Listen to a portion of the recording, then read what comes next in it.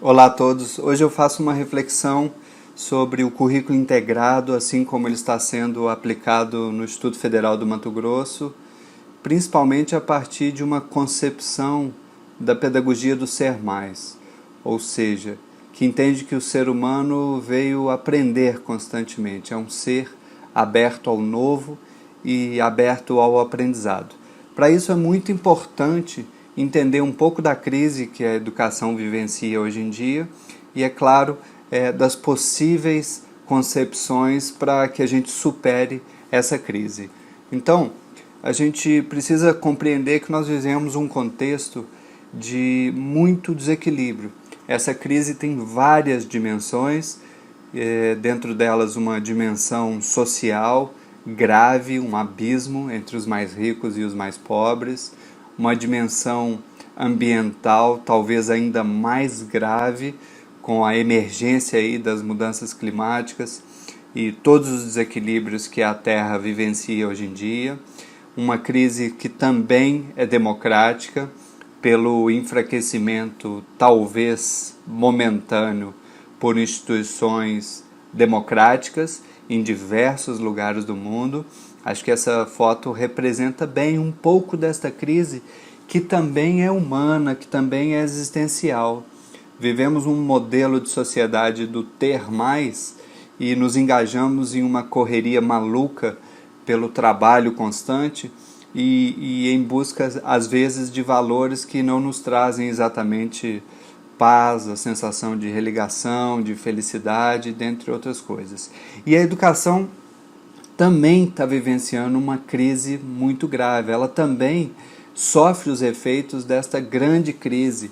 Então, a sala de aula, como um espelho da sociedade, como um holograma da sociedade, também está em crise, porque ali dentro tem pessoas de todas as etnias, de todas as religiões, de todas as formas de compreensão do mundo, e a gente tem dentro dessa sala de aula tradicional, em que um fala e muitos ouvem, a gente tem essa crise, porque não há um encontro entre seres humanos, entre percepções, não há um aprendizado colaborativo.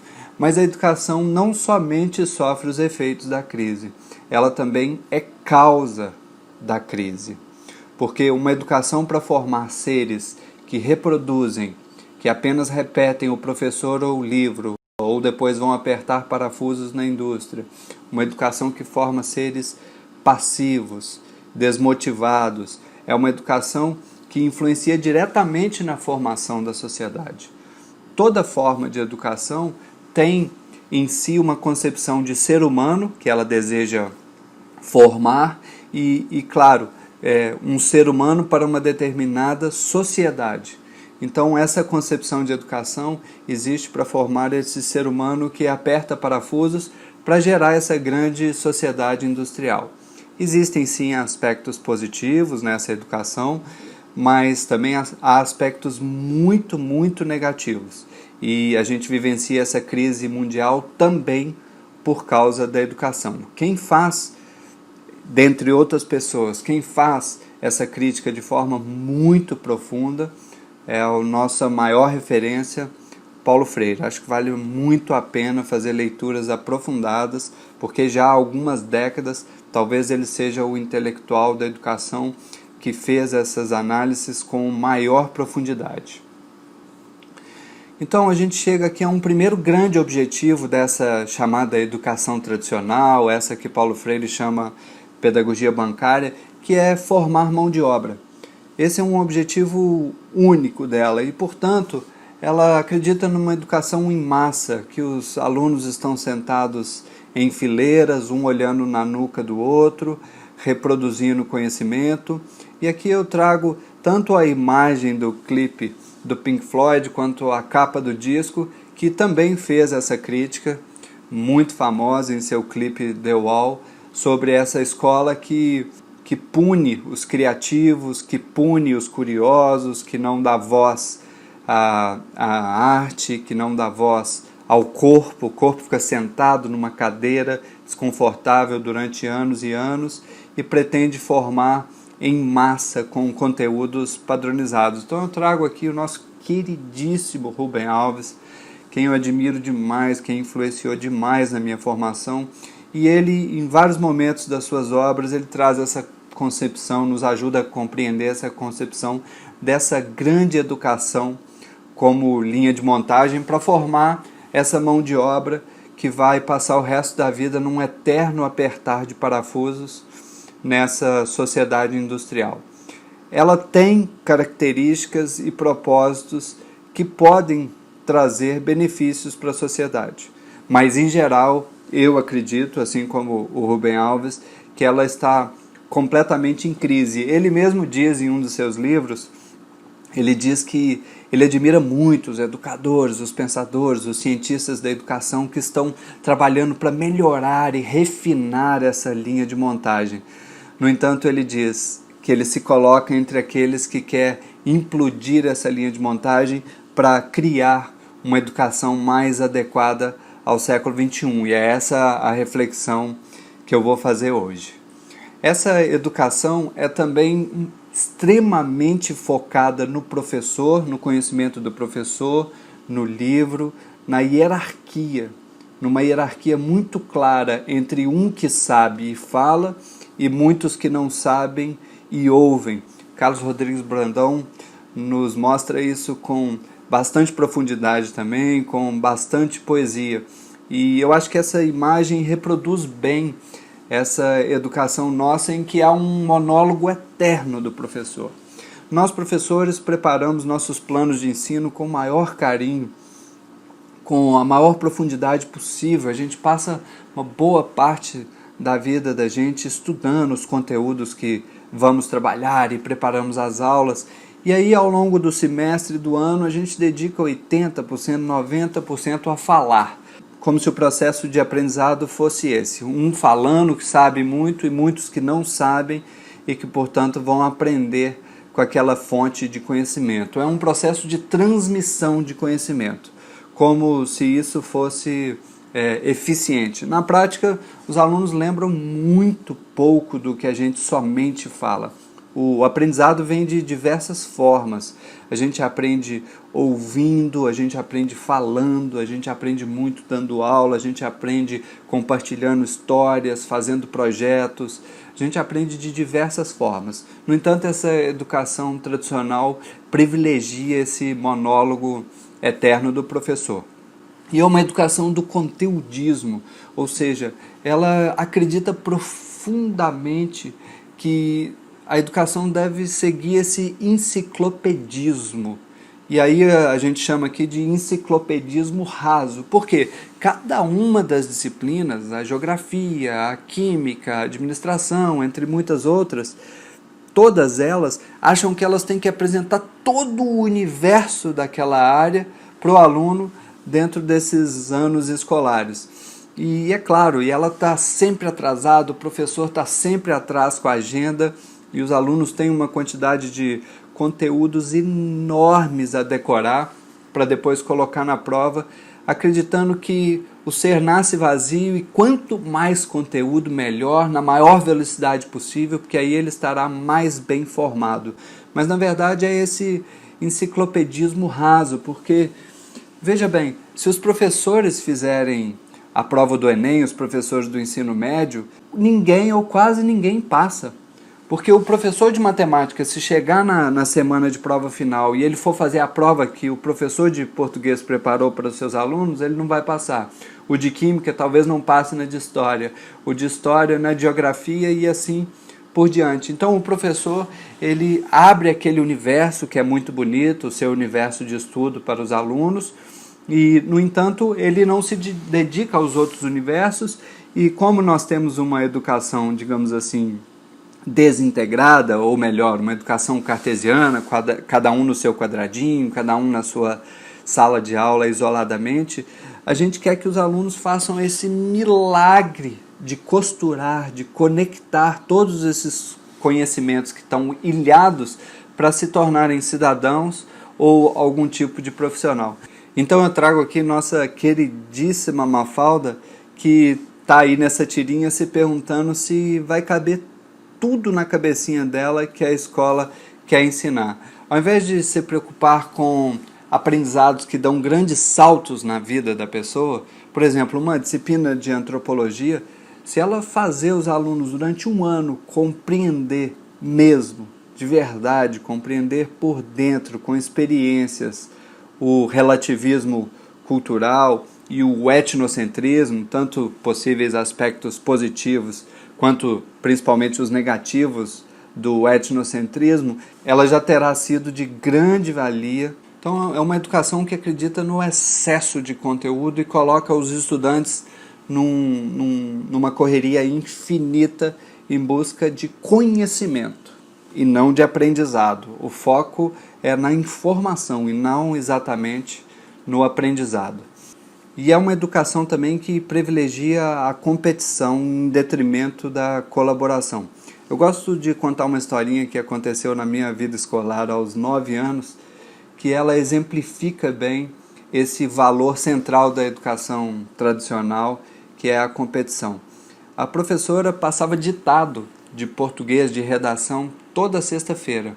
Então a aula de sexta era um grande ditado, a gente tinha que anotar nossos caderninhos, ela pegava todos aqueles caderninhos, levava para casa e corrigia no final de semana. Todo final de semana ela fazia isso, com 20 e poucos caderninhos. Imagina o trabalho que ela tinha.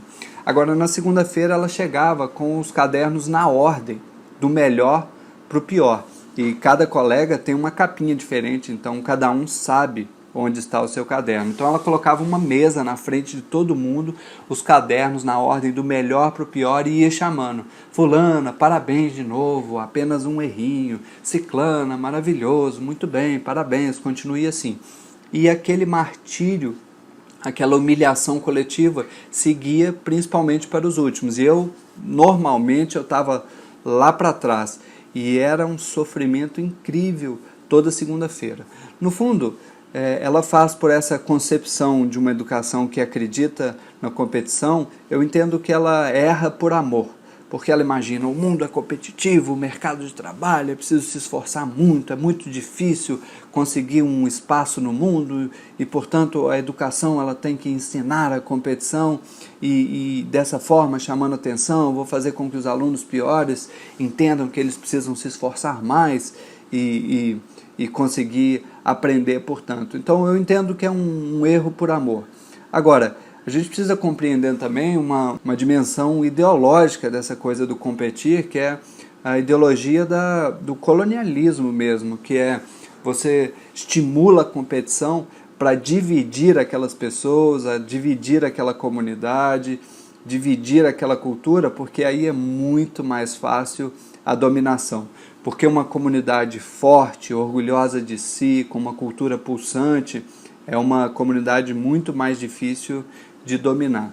Então, essa dimensão da competição é uma dimensão também de enfraquecimento da formação do ser humano que está ali. É uma dimensão de enfraquecimento do próprio ser humano que está sendo formado nessa pedagogia. Claro, a sociedade sim tem sua dimensão competitiva, ela pode ser estimulada, mas ela não deve ser a principal. Na minha compreensão, nós somos uma sociedade, antes de tudo, colaborativa. Vivemos em grupo, o padeiro precisa do açougueiro, que precisa do engenheiro, que precisa do médico, e assim a gente vai compartilhando competências, e a gente vai colaborando e formando e reformando uma sociedade. E aí a gente fala disso mais adiante, na perspectiva do currículo integrado. E é uma educação também do decorar, reproduzir, provar e esquecer. Já que o foco é no conteúdo, os alunos passam a maior parte da sua vida decorando coisas, reproduzindo, cuspindo ali na prova e esquecendo a maior parte em seguida. O próprio Rubem Alves diz que o estudante decora um mundo de coisa, coloca na prova e depois esquece logo em seguida. Não é porque ele é burro, não, é porque ele é muito inteligente, porque a memória vai lembrar apenas aquilo que realmente lhe é útil na vida dele. E como as disciplinas se dedicam a uma infinita quantidade de conteúdos, é óbvio que naquele momento ali o aluno não consegue conectar aqueles conteúdos com a prática, com a vida do cotidiano dele, e ele esquece logo em seguida da prova a maior parte. E, é claro, uma educação que também contribui para a nossa crise existencial que vivenciamos. Aqui eu coloco ao lado uma sátira, né, do Homem de Vitrúvio aí, do Leonardo da Vinci, que é o homem do equilíbrio, das proporções áureas, etc., né? E aqui nós temos o humano mais como nós somos hoje em dia, nosso Homer Simpson e seu desequilíbrio em diversas áreas da vida. Então, é uma educação que por não permitir que o estudante volte o seu olhar para dentro e pense: quem sou eu? Quais são as minhas missões? Sou feliz? Somos felizes? Por não permitir esse movimento dessa escuta interna, dessa investigação interna, é uma educação que está sempre voltada para fora, sempre para o mundo externo, para as disciplinas, para os acontecimentos e nunca para dentro.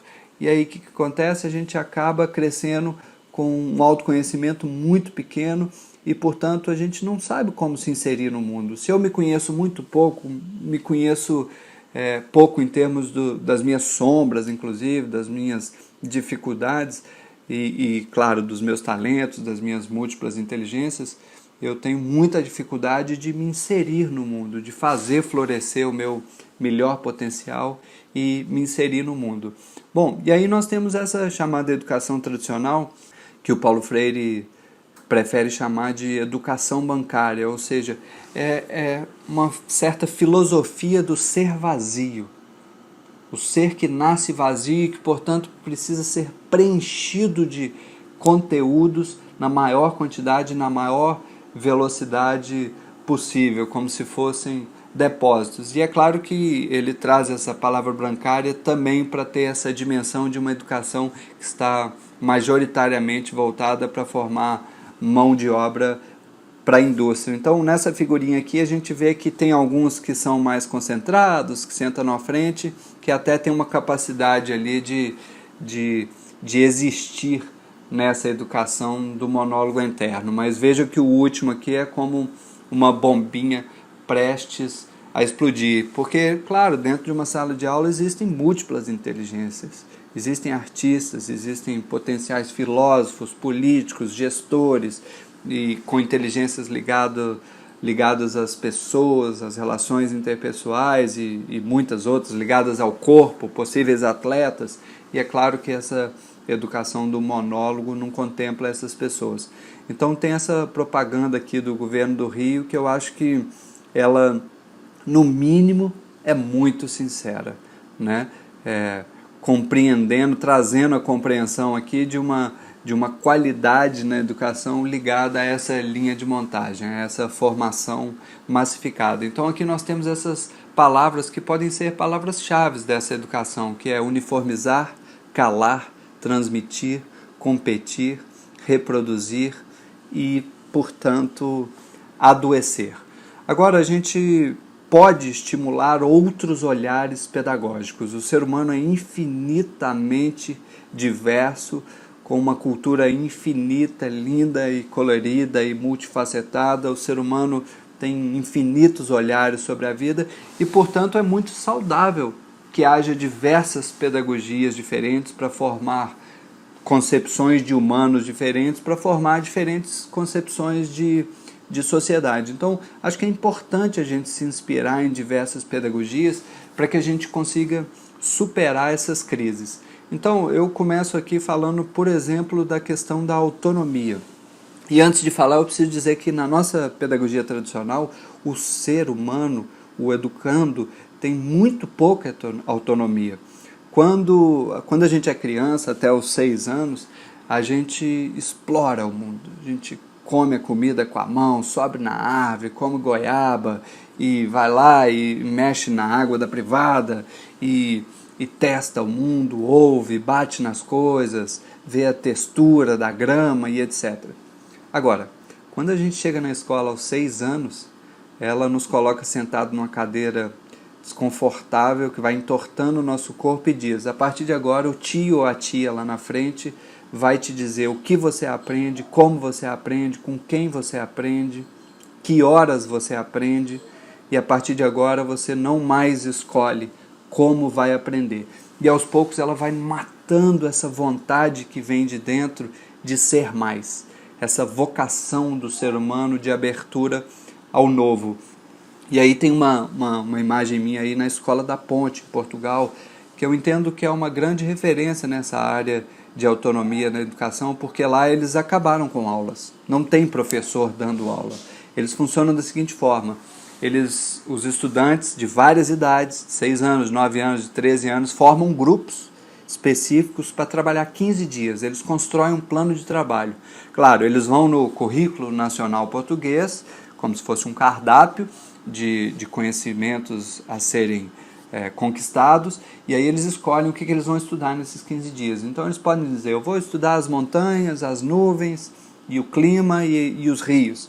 E aí eles constroem um plano de trabalho e passam 15 dias nessas salas, que não são salas com layout industrial, passam esses 15 dias fazendo essa investigação de forma muito autônoma sobre esses conhecimentos. E no final eles mesmos fazem uma avaliação. Claro, eles convidam um professor para acompanhá-los, para ser um tutor, para ser um orientador, para ajudá-los nos caminhos dos conhecimentos, para dizer: veja, talvez esse livro seja mais interessante nesse momento, talvez esse filme, esse documentário, mas o professor não dá aula. Em alguns momentos os alunos dizem assim: professor, está um pouco confuso, nós não estamos conseguindo organizar as coisas. O senhor pode dar uma aula para nos ajudar a organizar todo esse conhecimento?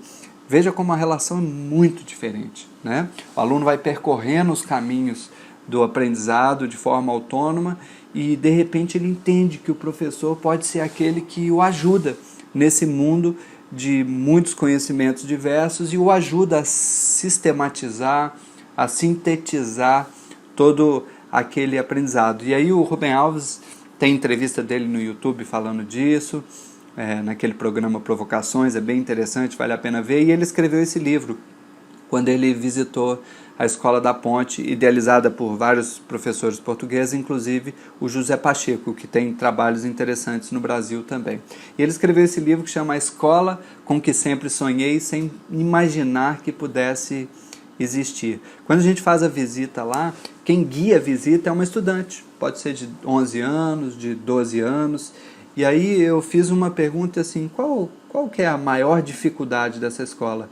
E ela me respondeu: olha, é que mudam os professores, alguns professores mudam todos os anos, porque Portugal tem esse esquema de contar pontos ao longo dos anos, e é assim que os professores têm prioridade numa escola ou em outra. Então, às vezes, tem uma rotatividade de professores. E aí ela disse: então, os professores às vezes não conhecem a pedagogia da escola e ficam meio perdidos no começo. E aí eu perguntei: e como é que vocês fazem? E a menininha de 11 anos falou assim: não, aí a gente ensina os professores como é que funciona o modelo da nossa escola. E aqui no cantinho tem uma foto da assembleia que eles fazem toda sexta-feira para gerir a escola, uma assembleia só de estudantes, e eles participam ativamente da gestão da escola. Então, essa característica da autonomia ela é muito importante, porque tem a ver com essa motivação que vem de dentro de ser mais, de ser uma pessoa melhor, um cidadão melhor, um pai melhor, ser um profissional melhor. Isso aí vai mover o estudante para o resto da vida dele em direção ao aprendizado. E o que a gente faz na nossa realidade é dizer para ele: você não é mais dono do seu aprendizado, senta aí na carteira, como se a gente colocasse ele numa Kombi, no último banco de uma Kombi, com muito barulho, com as paredes cinzas, como são da sala de aula, e dissesse para ele: agora fica aí que o professor vai te conduzir pelos próximos 12 anos pelo mundo do aprendizado. E é um dos maiores crimes que a escola comete, porque ela tira essa motivação que vem de dentro em direção ao aprendizado, em direção ao ser mais, e coloca no mundo externo, né? Utilizando essa compreensão da teoria comportamental, de que eu dou um reforço positivo para que você faça. Nessa concepção que muitos de nós fomos educados: passa de ano que você ganha uma bicicleta, come a comidinha toda que você ganha um picolé, faz a atividade bem feita que você ganha uma estrelinha, vem na aula que você ganha chamada. Então a gente vai externalizando a motivação, e o problema disso é que a gente mata essa motivação que vem de dentro, que o ser humano tem em direção ao ser mais, em direção a essa abertura infinita ao novo. E isso é grave. E isso é muito, muito grave, porque aí a gente vai gerando esse aluno passivo. Mas há iniciativas muito interessantes mundo afora que privilegiam a autonomia. Tem um livro do Tolstói, de uma escola que ele teve em 1800 e pouco na Rússia, na fazenda dele, chamado Yasnaya Poliana, uma escola livre. Vale muito a pena ler esse livro, é uma leitura simples e prazerosa.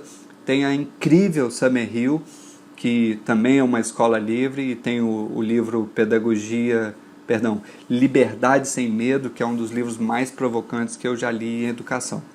Então, acho que nessa transição para uma nova educação, o princípio da autonomia é fundamental para o estudante, ou seja, colocá-lo no centro do aprendizado. Ou melhor, nem é colocá-lo, é que ele conquiste essa centralidade dentro da escola.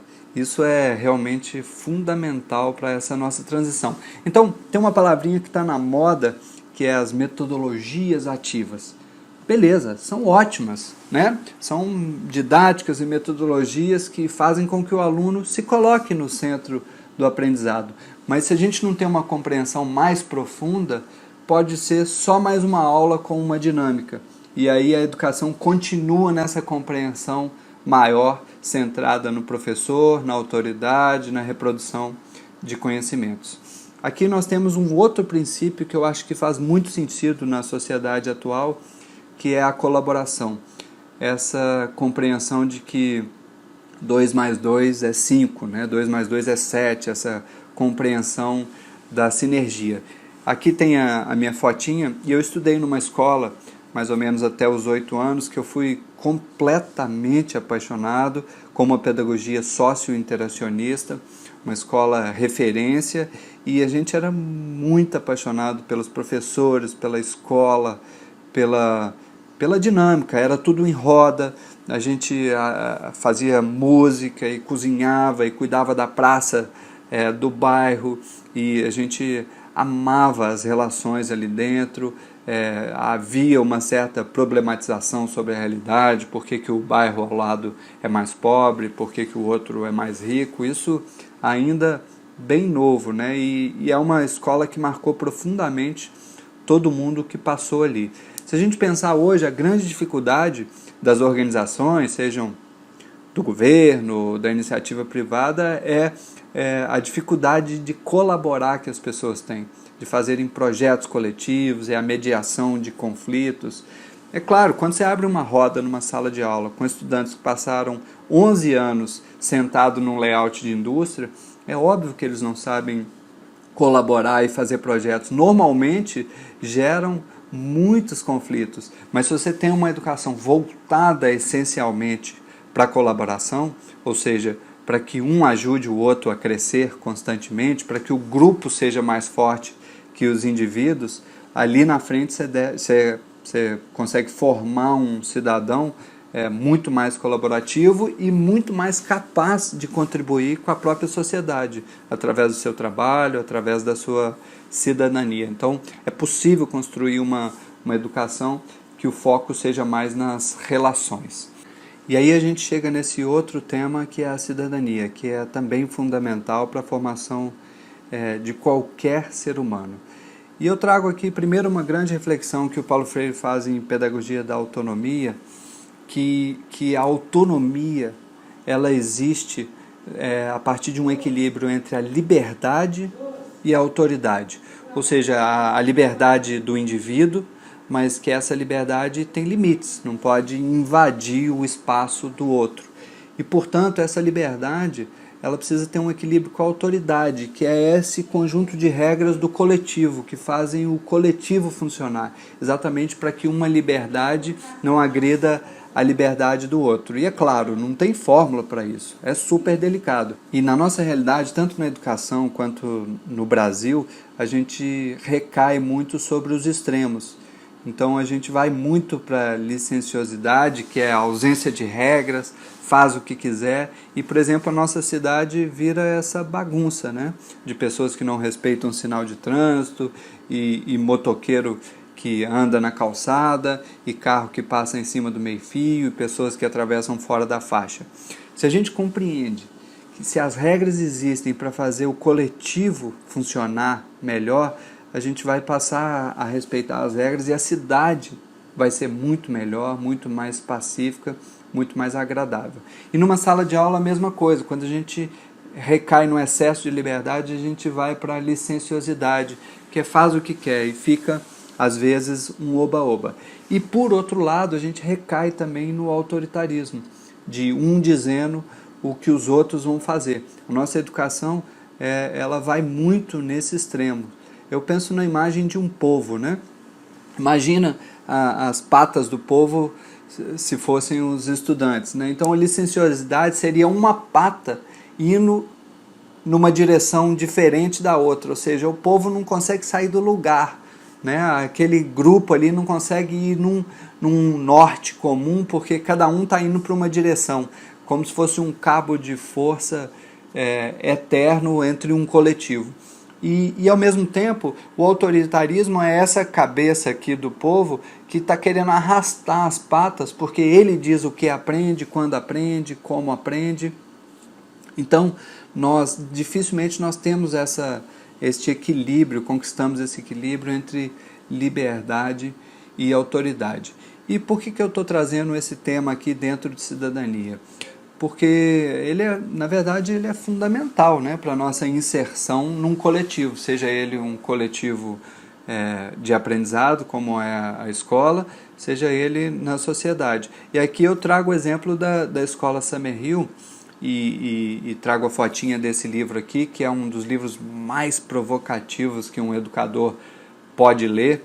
O Erich Fromm, que faz o prefácio, né, psicanalista, importante, pensador, intelectual, ele diz, olha, provavelmente é o maior experimento humano para a cidadania, para a formação de uma educação para a democracia e, claro, para contribuir com sociedades democráticas. É realmente muito provocante, porque o próprio diretor é também psicanalista e ele vai refletindo sobre como funciona a sua escola. Lá não tem obrigatoriedade de ir às aulas, nenhum aluno, e as regras, todas as regras são construídas coletivamente por meio de assembleia semanal.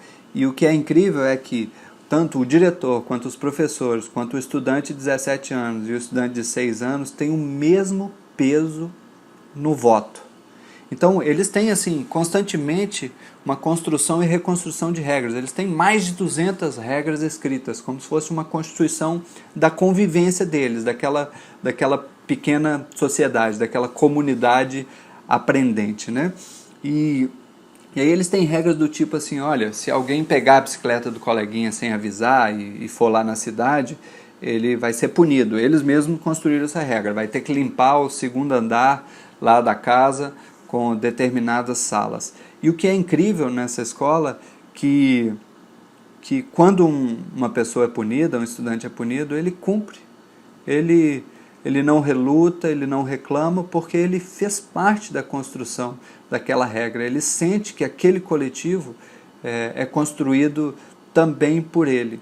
Então ele vai lá e cumpre. E tem histórias incríveis. Por exemplo, o MEC lá da Inglaterra, o Ministério da Educação da Inglaterra, foi fazer uma avaliação e os avaliadores chegaram e disseram, olha, eu não tenho muito parâmetro para avaliar esse tipo de pedagogia, porque a gente tem uma cabeça tão focada na educação tradicional, nos conteúdos, nas notas, nas avaliações, etc., que é difícil avaliar aqui, mas eles dizem, nós estamos completamente impressionados com a convivência entre eles, com a paz que existe, com a harmonia e com o respeito que existe entre todos. E aí eles contam uma história de que, por exemplo, os meninos de 12 anos foram jogar vôlei numa escola da comunidade, numa outra escola, uma escola tradicional. E chegou lá e eles descobriram que essa escola tradicional estava com o seu principal jogador machucado. E os meninos de 12 anos se reuniram e disseram, olha, nós vamos deixar o nosso melhor de fora para ser mais justo. E o que acontece nessa escola é que, embora as aulas não sejam obrigatórias, as aulas estão sempre cheias, né? Tem a marcenaria, tem Tem várias áreas, tem o ateliê de artes, tem várias áreas dentro da escola. E os alunos estão constantemente em busca do aprendizado, mas de forma bastante autônoma. E é claro, essa é uma experiência que nos ensina muito sobre tanto autonomia quanto cidadania. E acho que é por isso que é importante os alunos cada vez mais assumirem a sua responsabilidade na gestão das escolas e das universidades. Eles têm total condição para isso. E um outro pilar dessa possível nova educação é essa concepção dialógica, a concepção do diálogo. Agora, eu não falo aqui de aulas dialogadas, né, que o professor vai falando e o aluno pode levantar a mão e emitir uma opinião. Não, essa aula continua centrada no modelo de um fala e muitos ouvem, um ensina e muitos aprendem. Não, o diálogo como um encontro entre seres inteiros, mente, corpo, inteligências, emoções, etc. A gente tem que entender que cada ser humano é um universo de saberes. Cada ser humano já chorou, já sorriu, já superou desafios, já vivenciou coisas. Cada um daqueles alunos já vivenciou coisas que muitas vezes os próprios professores nunca vivenciaram. Então, quando você transforma o seu layout de um layout industrial para um layout de roda, aí vem a importância da roda, você coloca o foco do aprendizado no coletivo e todo mundo se olha de forma igual e o conhecimento pode circular ali dentro. E aí, ao invés de ser 1 vezes 40, ou muitas vezes 1 contra 40, você tem 40 vezes 40, porque são 40 universos de saberes se encontrando. Então, a história que um aluno passa, que a família está cuidando de uma avó muito doente, com muita dificuldade, e ele chora, isso pode modificar a vida completamente dos colegas. Então, a escola tem que dar esse espaço para que seja esse encontro dialógico entre seres humanos. De novo, não é dizer que o conteúdo não faz sentido, que o professor agora não tem a menor função na escola. Tem sim, cada vez mais importante, de mediar, de conduzir esse grupo pelos caminhos difíceis do aprendizado. Aprender é difícil, é se atirar no novo, se atirar no desconhecido. Então o professor é ainda mais importante.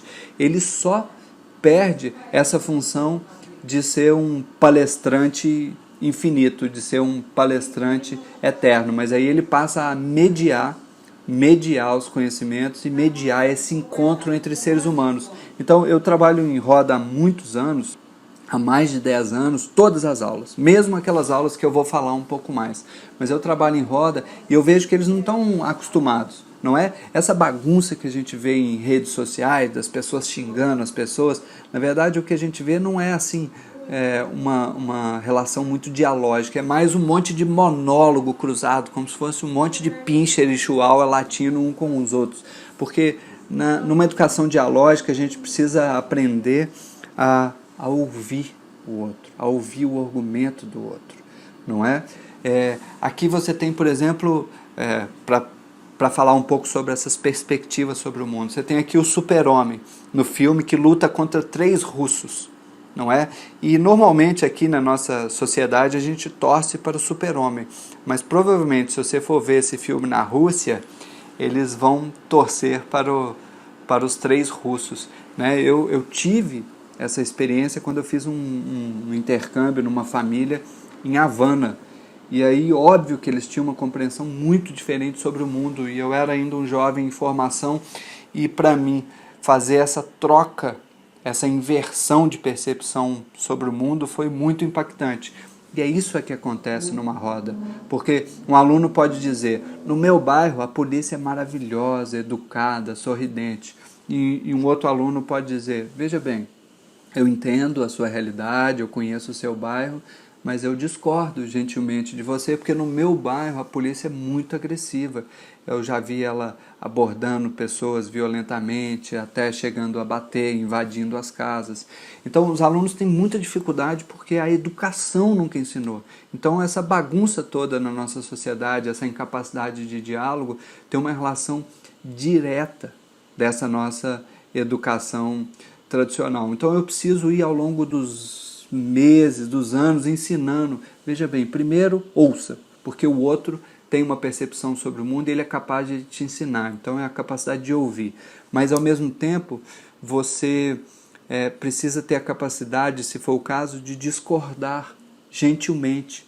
O que acontece normalmente é que um aluno começa a falar uma coisa, aí o outro já fica nervoso porque não faz sentido para ele já interrompe, já começa a gritar. Normalmente é assim que acontece no começo dessa metodologia da roda, mas aos poucos eles vão compreendendo essa circularidade do conhecimento, essas múltiplas perspectivas sobre um mesmo tema e assim a gente consegue construir uma educação que seja mais dialógica. É fundamental para essa educação do século XXI e essa educação de um currículo integrado. E aí a gente chega a uma outra perspectiva, que é essa perspectiva existencial. A educação precisa sim também ajudar os estudantes a responder essa pergunta: como posso florescer e transformar o mundo? Como é que eu posso entregar o meu melhor ao mundo? Tem uma historinha japonesa que fala que certa vez um velhinho chegou para uma árvore daquelas cerejeiras que estava sem folha, estava no outono, e perguntou para ela: árvore, fale-me de Deus. E a árvore floresceu inteira. Ou seja, ficou toda linda das folhas rosas. Ou seja, trazendo essa compreensão de que o melhor que a gente pode fazer da vida é entregar as nossas flores, é florescer, é entregar o nosso melhor para o mundo. E a educação tradicional não trabalha isso. Ela trabalha um olhar para fora constantemente. Então eu trago aqui a foto de uma sala de jardim Waldorf, que é uma educação muito voltada para essa questão existencial. Quem sou eu? Quais são os meus talentos? Quais são as minhas sombras? Não é? Como é que eu posso acalmar as minhas sombras ou conhecê-las de uma forma mais profunda para que eu consiga conviver melhor com ela, e como é que eu posso me inserir no mundo de uma forma mais saudável e mais feliz.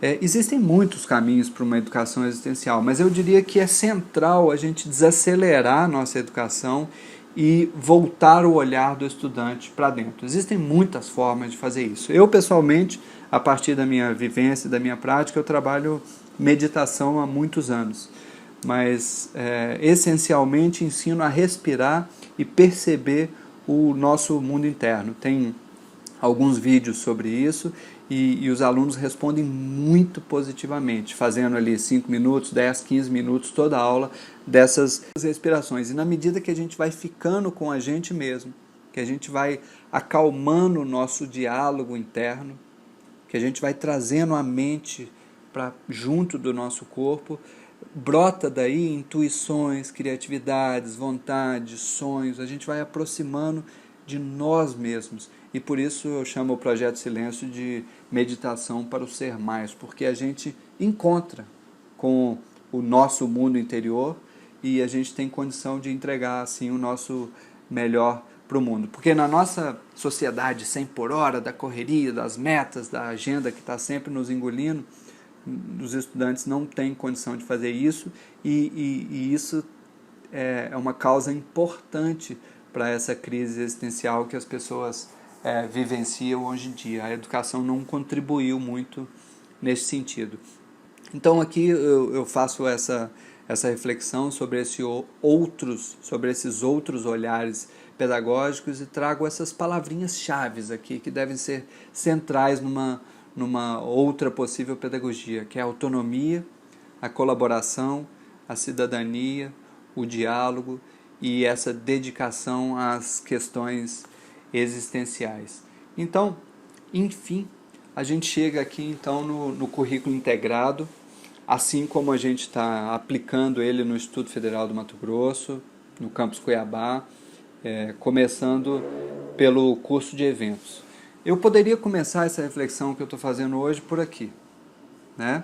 Nós estamos criando projetos e as disciplinas vão gravitar em torno dos projetos, a cada 6 meses um projeto diferente, mas a gente não teria a dimensão do tamanho da crise, do tamanho da importância dessa mudança, dessa construção desse currículo integrado, e provavelmente não daria certo se a gente não partisse para essa experiência a partir de reflexões profundas, de bases seguras, epistemológicas, de inspirações filosóficas, de intelectuais que pensaram essa área. Porque, no fundo, pessoal, Descartes morreu há 370 anos.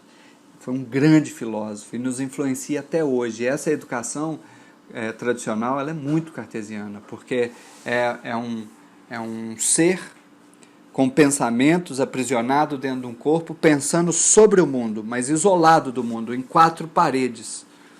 E as disciplinas, cada uma isolada num quadradinho. Então é um ser que pensa sobre o mundo. Ele lê o livro, ele ouve o professor e ele deve aprender sobre o mundo, sobre mesmo, não no mundo, com as experiências, com as pessoas.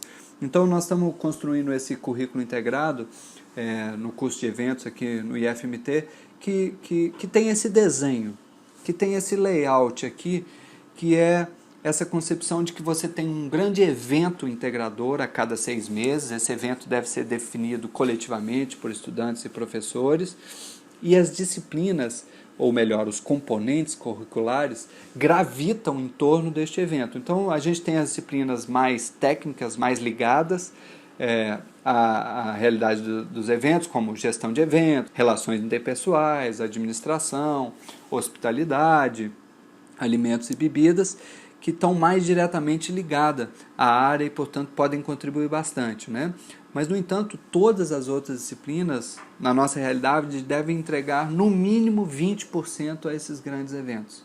Então, as aulas não precisam ser em salas de aula, as aulas precisam mudar bastante. E um professor pode e deve conectar o conteúdo com o outro através de um evento. Por exemplo, um evento ligado à alimentação. Aqui nós estamos falando de ensino médio, Então, se eles vão fazer um festival gastronômico, a geografia pode contribuir muito, porque o território, a paisagem define muito o que as pessoas comem. E a história também, porque a alimentação muda ao longo dos anos, a química, com os processos químicos que acontecem na feitura de um pão, e por aí vai, a matemática com as planilhas financeiras para gerenciar o evento.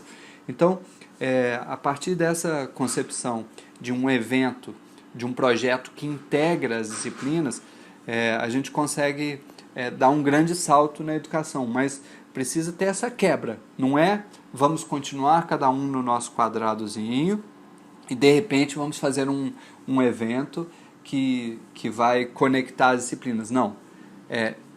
Passa a ser central neste currículo esse projeto integrador e passa a ser central essa concepção de que as disciplinas gravitam em torno deste projeto integrador.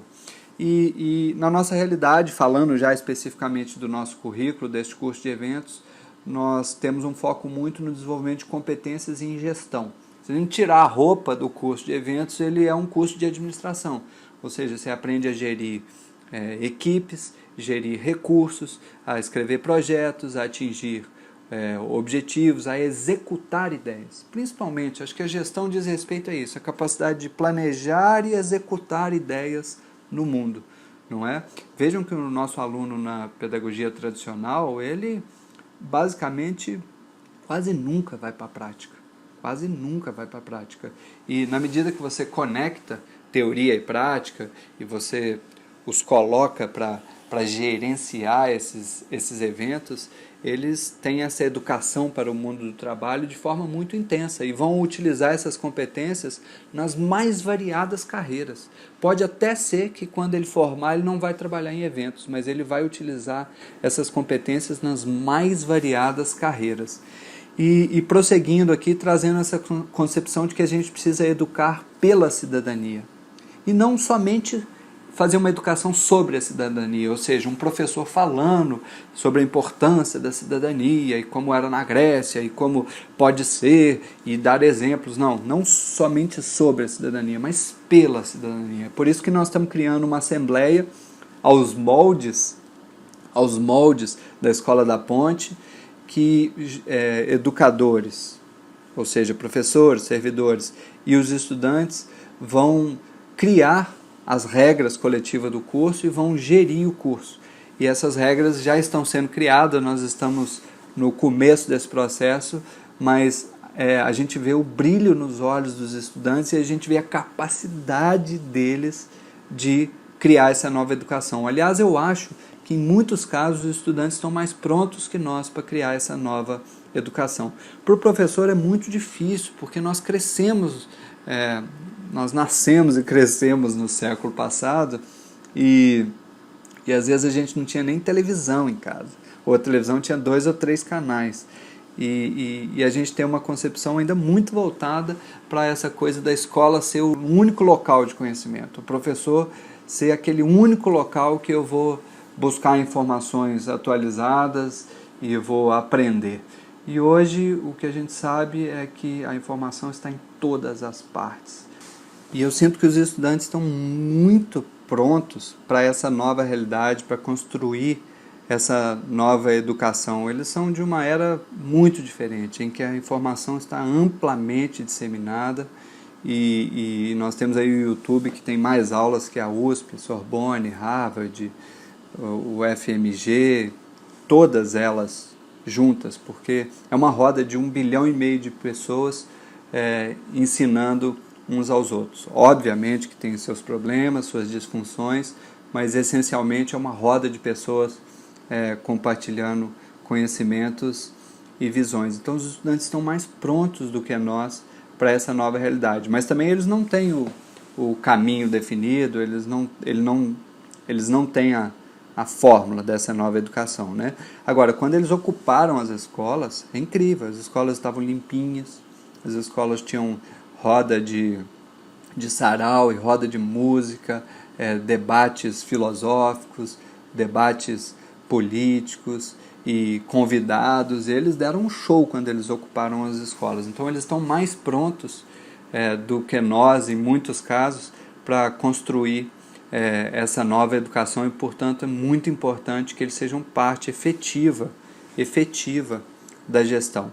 Se a gente parar para pensar, as nossas escolas, em geral, são feias. As paredes são descascadas, muito sujas, né? A pessoa não pensa um minuto em colocar um pé na parede que acabou de ser limpa, porque ela não se sente parte daquilo, ela não se sente responsável, ela não sente que a escola é o seu corpo ampliado. E outra, a gente está sempre tão corrido com os nossos conteúdos que a gente não tem tempo de cuidar das plantas, dos gatos que ali moram e cuidar um dos outros. Muitos alunos adoecidos com questões ligadas à depressão e muitas outras questões existenciais, professores também, né? A sala dos professores recorrentemente é um grande muro das lamentações, porque, claro, a crise é grande, o contexto é complexo, então não está simples, mas acho que a gente tem que ter uma abertura grande, uma humildade grande de dizer, diante desse contexto, nós não temos todas as respostas. Vamos juntos construir esse novo possível modelo de educação. E aqui vem um outro pilar do nosso currículo, que é essa compreensão de que o Instituto não precisa estar fechado, não deve estar fechado em muros e a educação acontecer apenas ali dentro. Ele precisa ter uma porosidade com a comunidade, com a sociedade, para que os alunos aprendam na sociedade também e, ao mesmo tempo, para que a educação contribua com a transformação efetiva da sociedade. Então, aqui eu trago um exemplo que não é especificamente do curso de eventos, mas do curso superior de turismo do IFMT, que neste momento está realizando uma consultoria para um município chamado Poxoréu, em Mato Grosso, e fazendo o Plano Municipal de Turismo de Poxoréu, apontando políticas públicas para um horizonte de 4 anos, 8 anos e 12 anos, e tem a chance de contribuir um pouco com a transformação da história dessas 18 mil pessoas que moram nessa cidade. É uma equipe de 7 a 8 professores, com 12 estudantes, que vão uma vez por mês ao município. Então imagina o quão intensa é essa experiência para os estudantes, para os professores, intensa no sentido de aprendizado, e ao mesmo tempo a contribuição que a comunidade pode ter a partir de uma educação, de uma do conhecimento acadêmico sendo mais poroso, chegando à comunidade, trabalhando com essa compreensão mais fenomenológica da educação, da interdependência entre o eu, o outro e o mundo. Né? Não é uma compreensão cartesiana do eu isolado do mundo, eu decorando coisas, eu passando vestibular e eu arrumando um emprego, mas eu interdependente com o outro e com o mundo. E já nessa esteira aí da fenomenologia, uma educação que conecta o pensar, o sentir e o agir.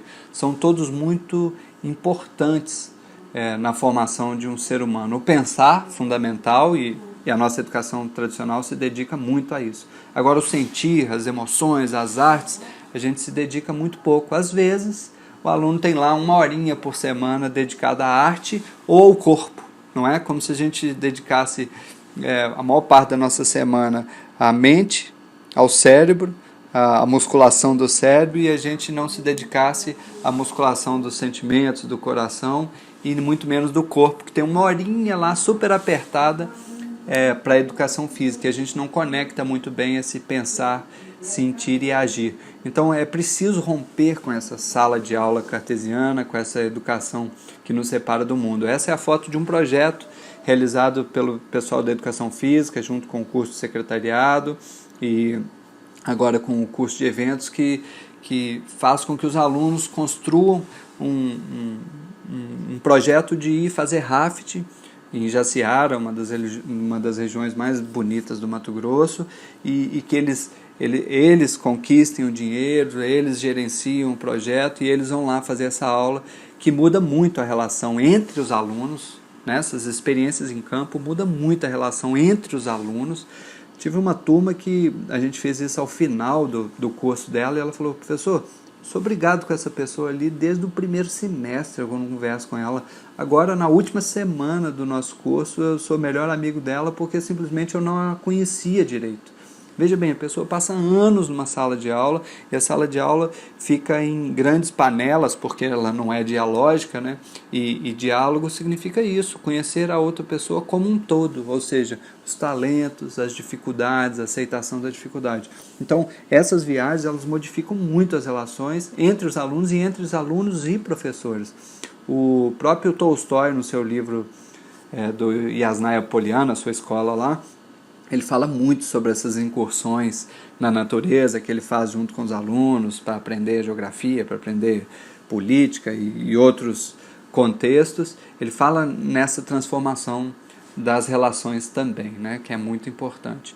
E é claro que essa nossa pedagogia, ela precisa ser também em busca da felicidade. Ela precisa nos ajudar a responder essas perguntas do quem sou eu, quais são os meus talentos, minhas sombras, né? Como é que eu lido melhor com as minhas sombras, como é que eu trabalho minha inteligência emocional, como é que eu posso acolher o outro com o seu talento e também com as suas dificuldades, como é que eu posso acolher a diversidade e conviver na diversidade. Vejam que são temas fundamentais para a sociedade de hoje em dia. E, é claro, é preciso que a pedagogia dê tempo para o aluno, ela precisa desacelerar e estimular esse olhar para dentro, estimular. E aí existem muitas formas. No nosso curso a gente trabalha com a psicóloga no componente curricular de relações interpessoais, através da meditação e de outros projetos e de outras iniciativas bem interessantes. Fato é que a educação precisa se dedicar a também essa questão existencial, porque ela é evidente na nossa sociedade em geral, como as pessoas estão em crise e não sabem exatamente por que estão aqui, quais são as suas missões e como podem se inserir melhor na realidade do mundo, como podem florescer, não é? O que a gente vê é que as pessoas não estão satisfeitas com essa realidade de apertar parafusos, ganhar o salário e o que sobra consumir no final de semana. Há uma crise, um vazio existencial dentro do coração das pessoas, e as pessoas estão buscando outros horizontes, e a educação precisa também se dedicar a isso. E aqui a gente então faz esse fechamento dessa compreensão que nós trazemos no IFMT de um currículo integrado e essa educação do ser mais. E aqui nós temos essas palavrinhas chaves também, que são integração, gestão, cidadania, transformação, essa compreensão do ser humano integral, íntegro, essa compreensão da felicidade, da autonomia, do diálogo. Ou seja, existem diversas formas para você chegar a um currículo integrado, mas a gente o faz principalmente por meio dessa compreensão filosófica, pedagógica, de que o ser humano está aqui numa abertura infinita ao aprendizado e ele deve manter-se constantemente em movimento no mundo em busca do ser mais, que é uma compreensão que a gente traz da nossa principal inspiração, da nossa principal referência, que é Paulo Freire, que até o momento disse pouco sobre ele, mas para aqueles que já têm leitura de Paulo Freire vão compreender que eu trouxe aqui os pilares de suas reflexões pedagógicas e filosóficas. E trago aqui essa frase dele, que é fundamental para que a gente entenda como o ser humano aprende, que não é através de um processo de transmissão de conhecimento, um que ensina e o outro que ouve e aprende. E ele diz: ninguém educa ninguém, ninguém educa a si mesmo. Os humanos se educam entre si, mediatizados pelo mundo. Ou seja, nós nos educamos pelo diálogo, pelo encontro de seres humanos íntegros, de universos de saberes que se encontram e, portanto, podem se educar. E a partir dessa colaboração e a partir dessa conexão constante com o mundo, e não um isolamento dentro de uma sala de aula, pensando cartesianamente sobre o mundo, dentro de 4 paredes apenas, mas uma compreensão de uma educação que tem essa conexão constante com o mundo. Então, como conclusão, para a gente chegar nessa compreensão de currículo integrado, por esse caminho da educação do ser mais, a gente precisou fazer todas essas reflexões críticas sobre as crises, tanto na sociedade, mas principalmente na educação, nessa educação tradicional. Precisou se inspirar em outros olhares pedagógicos, em outras experiências, outras compreensões, para a gente, enfim, construir o nosso currículo integrado, que é um currículo em constante transformação, que nunca é acabado, é um currículo em aprendizado, em que estudantes e professores estão constantemente construindo esse currículo, mas com esse foco preciso de criar essa educação que seja mais adequada ao século XXI, mais adequada tanto a educadores e aos educandos também, que contemple essa relação dialógica e essa relação de conexão entre o eu, o outro e o mundo.